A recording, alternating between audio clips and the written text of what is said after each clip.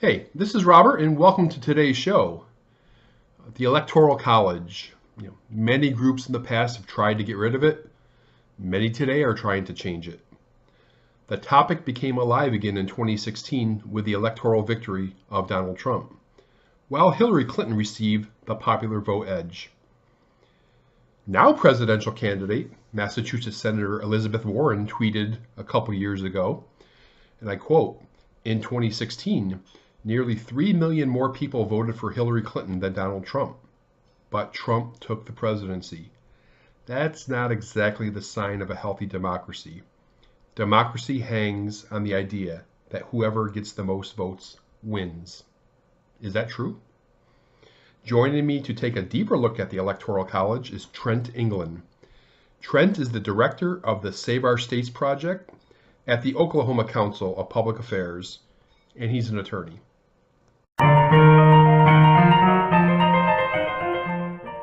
Trent England, welcome to the show, sir. Yeah, thank you so much. It's good to be here. Now, there's been a lot of proposals of recent, and it really goes back a number of years, to reform or eliminate the Electoral College. But let's go ahead and start with the basics, the foundation. What does the Constitution say about the Electoral College? Yeah, so the Electoral College is part of the original Constitution, and it's been modified just once by the 12th Amendment, which was really early in our history. The Electoral College, the Constitution creates the Electoral College based on Congress, really, and that's a kind of an easy way to think about it. Every state has the same say in the Electoral College as it has in Congress. It has the number of electoral votes equal to how many members it has in the U.S. House of Representatives, of course, is based on population, plus 2 for its 2 senators. And the way this works today in every state other than Maine and Nebraska is that everybody in your state votes for a presidential candidate. I mean, we think of it that way, but really we're voting for a slate of electors, and those electors get together in December and cast the official votes for president, which seems, it kind of seems complicated, but the idea that the founders had was they were concerned about intrigue. They were concerned about some things that sound very modern, like foreign influence in elections, and they wanted to have a system like they did in everything else of checks and balances. And so this 2-step election process for president is that way. It has some checks and balances that I'm sure we'll get into. The 12th Amendment changed it because originally the runner-up became vice president. So, whoever came in second became vice president. That was not a big deal for George Washington, but it was a really big deal for John Adams when Thomas Jefferson was vice president, and a big deal for Jefferson. And so that was changed by the 12th Amendment. So now we have a ticket, and that's why we vote for president and vice president. We know who the vice presidential candidate is. That's the one change. Other than that, it's been the same in the Constitution, except that states do have the power, and I know we're going to wind up talking a lot about this. States do have the power to figure out how to best represent their state. Legislatures can appoint electors directly. They can have a statewide election. They can do what they do in Maine and Nebraska. They can have an election in each congressional district. So legislatures have some leeway, although there is a question about just how much leeway they have. Yeah. So let's go back to the framers. Are there any specific quotes or anything that's found in the Federalist or Anti-Federalist papers that have the framers actually talking about this particular issue? Yeah, sure thing. I mean, in the Federalist Papers, there's a great quote from Alexander Hamilton, who, when he talks about the mode of election of the executive, of the president, he points out, and this is true, that it was not very controversial. I mean, he says, to paraphrase, he says, it's kind of surprising. This is one of the few parts of the Constitution that the Anti-Federalists aren't up in arms about, and he's right. He goes on to say, if it be not perfect, it is at least excellent, which is fascinating. It's so controversial today, and yet during this fight over whether to ratify the Constitution at all, pretty much everybody agreed this is a pretty good way to elect a president. Yeah. I'm going to ask you this question because I think there's a lot of confusion with the general public. And what's the difference between democracy and a republic? So there are a lot of different answers to that question, and I was in a hearing on this national popular vote plan that we're gonna talk about in a while, up in New Hampshire, and this became a really contentious point in the hearing with the legislator arguing with multiple different people who were testifying. You know, democracy today has come to mean to most people just a system where we have elections, and by that definition, we're a democracy, Russia's a democracy, Canada's a democracy, everybody who has elections is a democracy. At the time of the American founding, democracy meant something really particular, really specific. It meant that to the maximum extent possible, people just directly voted for their government. That might mean that they actually, created laws by plebiscite. It might mean that they only had basically a House of Representatives where, you just, instead of having checks and balances in government, you have this really direct representative system. A republic was always understood to be a system that used democratic means to do something higher than just sort of take the immediate will of the people's emotions, and translate that into power, into force. Mm-hmm. The idea of a republic, I think, is a government where we govern ourselves through representatives in a system of checks and balances that really seeks to not just enforce the people's will, but to do justice, right? To do what's right. That's where I think, a republic is this rich concept of a government where we actually respect individual rights, and yet we use democratic systems to make sure that government ultimately rests with the people. And honestly, the founders weren't very fond of democratic systems, right?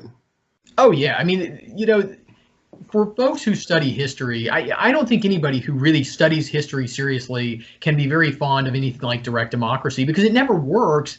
And, it always turns out to be that old saw. I think, I don't know if Franklin coined it, but I think he used it, right? That democracy is two wolves and a lamb voting on what's for dinner.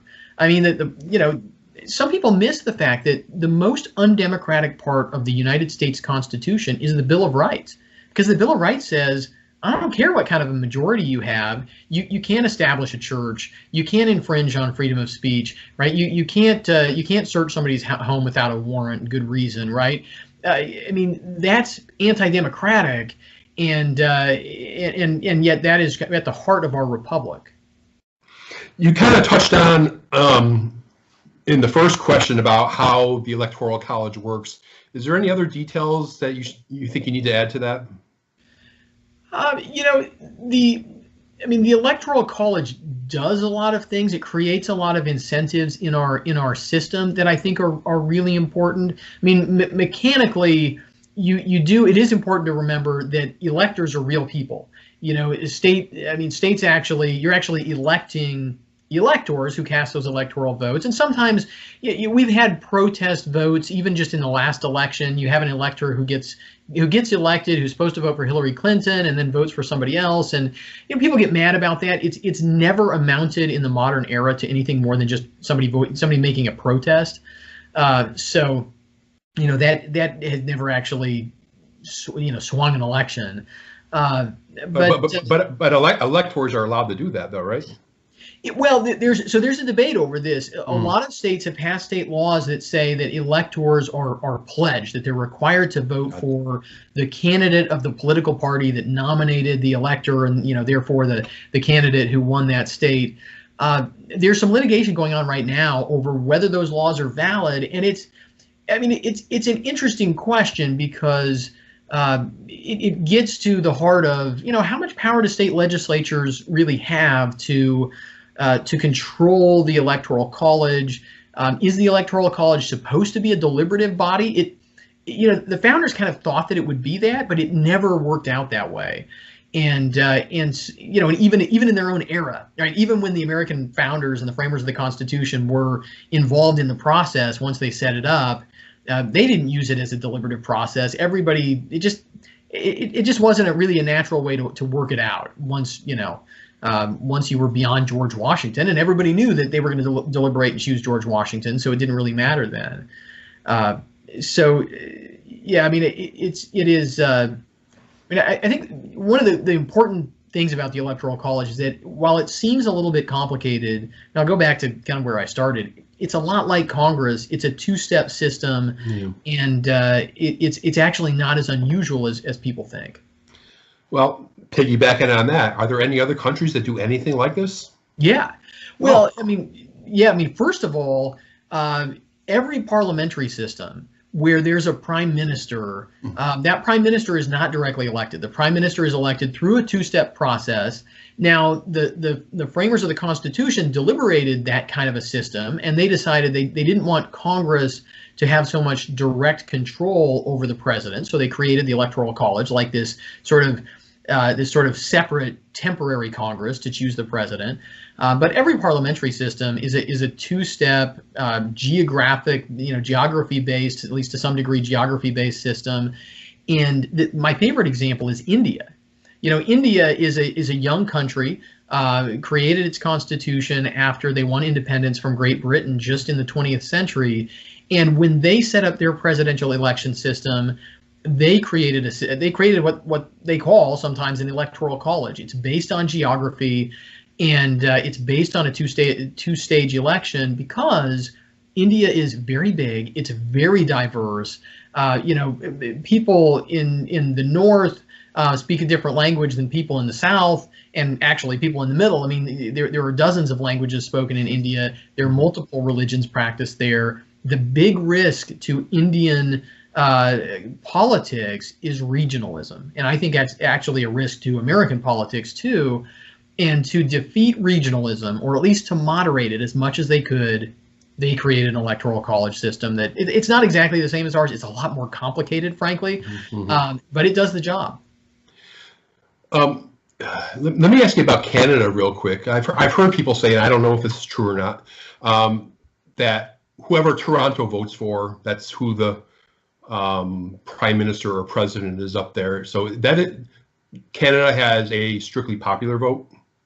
No. The Prime Minister of Canada is elected through the parliamentary system. Oh, okay. So I mean, Canada is, if people in the United States feel like we have a urban versus rural divide, Canada, even with their parliamentary system, has a dramatic urban-rural split because most of Canada's population is sort of, it's cold the further you get north up there, right? So they're sort of snuggled along the U.S. border, and and within that, then they have a few really big cities. And so, I mean, even with a parliamentary system, a lot of folks in kind of the rest of Canada feel very left out, but no, I mean, Canada's a traditional parliamentary system. This came up at a legislative hearing too. Somebody was saying, well, Canada has better voter turnout. If we change our system, we'll get better voter turnout. I pointed out to them, it's a parliamentary system. Great Britain's a parliamentary system. In Germany, they have kind of a modified parliamentary system, and yeah, I mean, all of those use two-stage electoral processes. So what is the national popular vote? And I imagine you're going to tell me it's a bad idea. Yeah. Well, I'll tell you that, but I'll explain what it is first. Yeah. It's a very clever idea. I mean, I've got to give it to them. There have been people who have wanted to get rid of the Electoral College for a long time. And after Al Gore lost in 2000, one of his supporters, actually an elector for Al Gore in the state of California named John Koza, came up with this plan. And what it is, it's an interstate compact. So states join interstate compacts through legislation.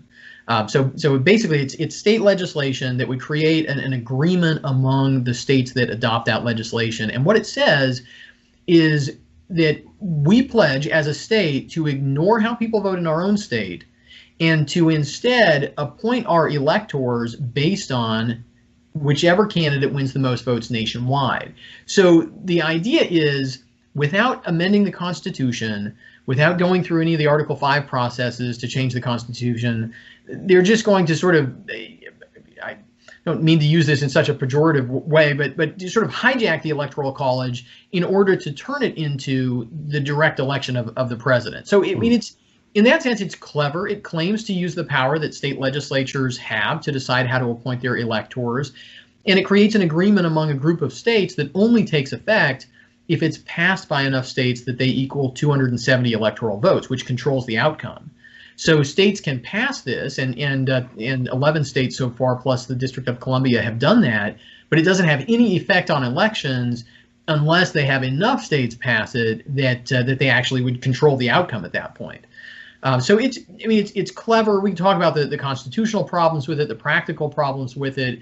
But I mean, ultimately, advocates for national popular vote say we're not trying to get rid of the Electoral College, but it would have the effect of creating the direct election of the president of the United States if it was upheld by courts and went into effect.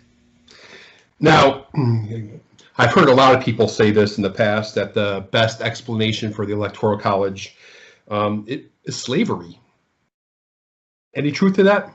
You know, not really. Not the way, when people say that, not the way they mean it, right? Because there is this argument out there that kind of anything anybody doesn't like about the Constitution can be explained because the Constitution was written at a time when there was slavery, and it was written by some people who were slave owners at least, and ratified by. And the reality of the Electoral College is that the framers of the Constitution debated a lot of ways to elect a president. They weren't sure.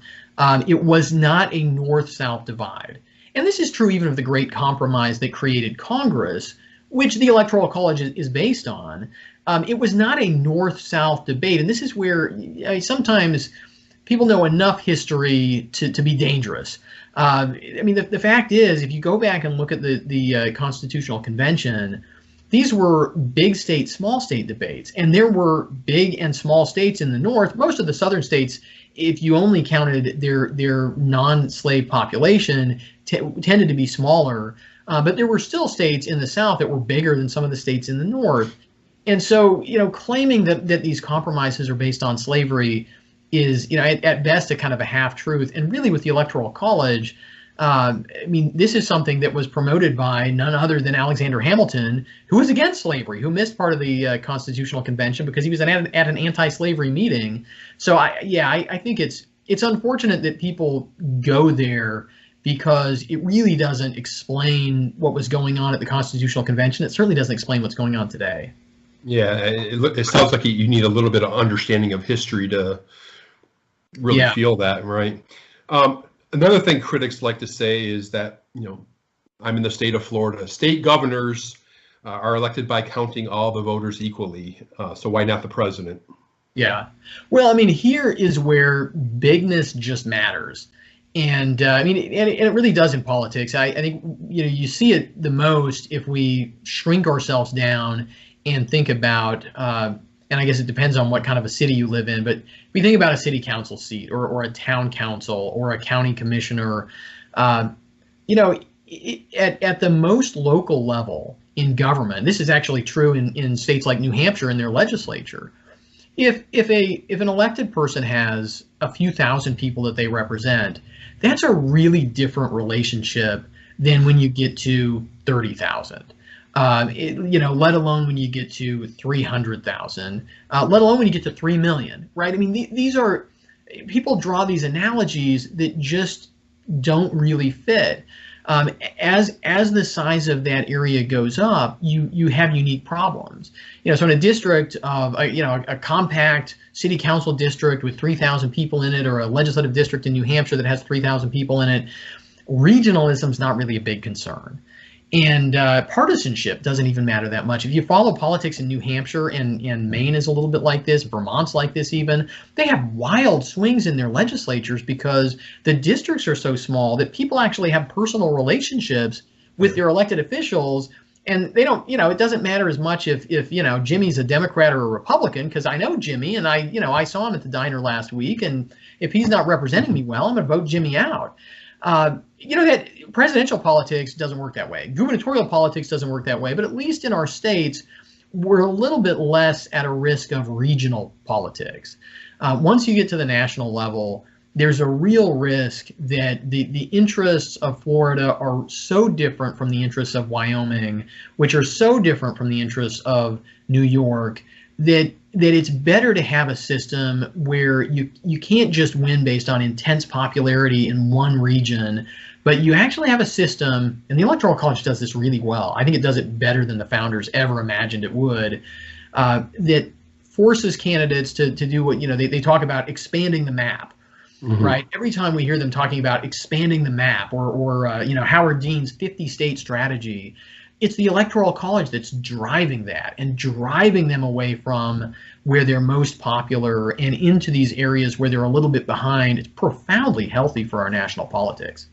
Yeah, so it's absolutely true that the East Coast and the West Coast and Chicago would dictate the elections every 4 years. Yeah, I mean, it's hard to see how that wouldn't be the case. I mean, not to go super wonky on you, but to put it in economic terms, the transaction costs of politics go down as population density goes up. So the more people who are packed into a smaller area, it's just easier to do politics. So, and people say, well, this is why it's going to benefit the Democrats. Well, sure. I mean, Democrats draw a lot of their power from the big cities. And so it probably would benefit the Democrats somewhat. But it's also going to send Republicans going, if not to the urban centers, to suburbia, and leaving a lot of small town America behind. So, yeah, I mean, I think that's a real concern. I mean, one of the divides at the Constitutional Convention really was this, right? It was urban interests versus, at the time, they thought mostly in terms of farmers, right? But everybody outside of the cities, and part of what the Senate does, everything that gives small states a little boost in political power, is to try to balance that out somewhat. Let me read something off your website, Save Our States, and it says the Electoral College turns swing states into microcosms of America, where candidates are forced to go beyond the big cities and reach out to all kind of people. Kind of what you've already said, and that's a good thing. Yeah. I mean, people should remember it's not that only the swing states matter. I've heard this lots of times. Well, only the swing states matter. The only way the swing states matter is that the candidates actually have these huge bases of support that they already enjoy. So Hillary Clinton, she already had a lot of support in California, and she had to have that support in California before she could go to Nevada, and she had to poll well in Nevada before she could go to Utah. And she actually had a campaign office in Utah, trying to kind of expand the map during part of the election. Donald Trump had to be strong in Texas before he could go to Florida, before he could go to Pennsylvania and Michigan, right? And yet it does, as the election goes on, it does drive the candidates not just to those swing states. It drives them both to those swing states, which I think is particularly good, right? It drives our politics sort of together. So you don't have the you don't have the Democrats spending all their time campaigning in Los Angeles, Chicago, and New York, and the Republicans spending all this time campaigning in suburban Texas and suburban Florida, right? They actually wind up in the same places, campaigning for the same voters, trying to make these arguments that appeal to people who are relatively in the middle of the country. I think it's. I mean, again, I just think it's profoundly healthy for our national politics. Is the current Electoral College system skewed toward either party, in your opinion? I don't think so. I mean, the obvious caveat is the Electoral College has benefited in the sense that it's helped a party win who didn't have the most popular votes, Republicans in 2016 and 2000. But the reality is, people point this out. There have been opportunities where the Democrats came close to benefiting that way. And if we just accept the fact that the Electoral College is the rules of the game, then look, those are the rules of the election, and the winner is the winner.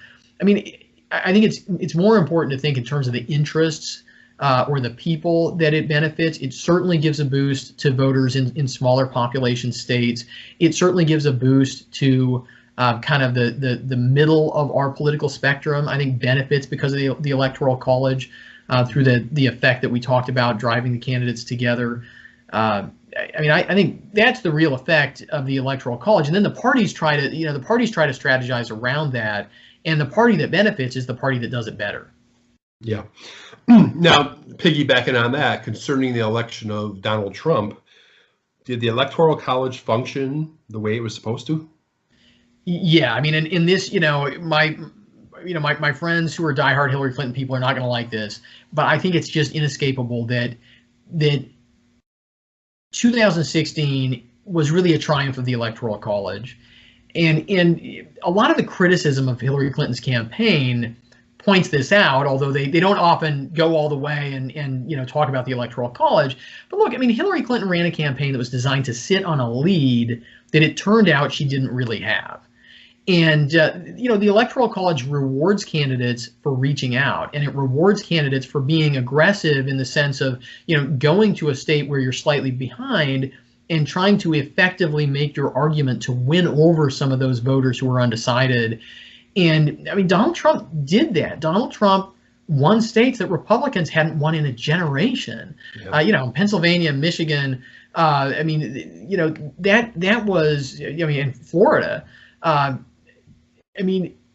That's a good thing for our politics. Even people who don't like Donald Trump, I think, should be able to acknowledge it's better to have a system that rewards outreach rather than rewarding sitting on your lead. And that's exactly what happened in 2016. Yeah. I'm going to read something else from your website, Save Our States, and I want you to elaborate on it when I'm done. Sure. The Electoral College is like a stabilizer for American politics. One of the reasons why the United States has been such a remarkably successful nation. The Electoral College unites us by recognizing and respecting the unique role of states in our federal system. Yeah. So, I mean, this is really important in a couple different ways. The Constitution, the primary check on federal power in the Constitution is that it leaves states as states with theoretically at least, most of the political power in the system. And the Electoral College is based on that idea. And one way to think about this is, we have a presidential election. Really, we have 51 presidential elections, but we talk about having a presidential election. We talk about our national elections. And yet, there's nobody in Washington, D.C. who's in charge of those elections. There is no presidential appointee in charge of presidential elections.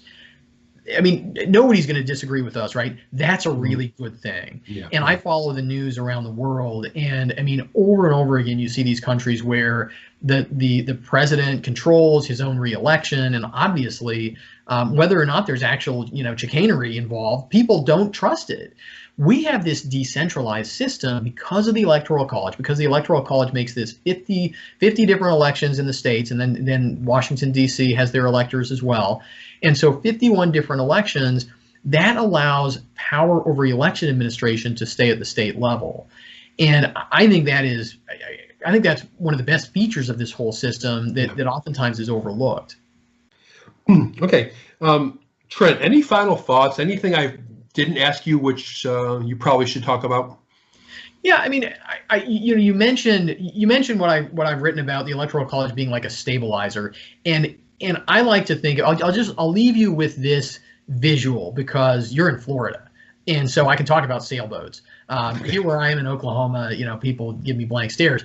But a sailboat, at least many kinds of sailboats, right? They have a keel or they have a dagger board that sticks down underneath. And I remember the first time, I grew up in Seattle, and the first time as a little kid, I saw a sailboat pull up on a trailer, and I thought, man, that is a funky looking, awkward boat. And I think what we have going on in American politics right now is sort of like if we had some sailboat reformers come along and they looked at a sailboat out of the water and they said, you know what, that sailboat looks weird. We don't understand why that's there. Let's just shave that thing off. We'll shave it off. We'll patch it up real good. And surely then we'll take this sailboat in the water and everything will be fine. And of course, everything would be fine right until the wind blows. And then they're all going to wind up very wet. The Electoral College is like this. It's not a part of our constitutional system that we focus on a lot, that we think about a lot. Many of us, all of us, until we start to think about it, you just don't understand it intuitively. But once we figure out what it does, it's a piece of our constitutional design that helps us when the wind blows, when the storms come, helps us to remain stable as a country. It's done that through our history, and that fundamentally is why I think we should keep it. Yeah. Before I let you go, Trent, I want to give you a couple minutes to talk about Save Our States. Yeah. So when I was in college back in the 1990s, so before the 2000 election, before anybody was really thinking about this, I had a wonderful professor named Michael Ullman who believed what I've come to believe, that the Electoral College is this genius part of our Constitution that works better than the American founders even thought that it would.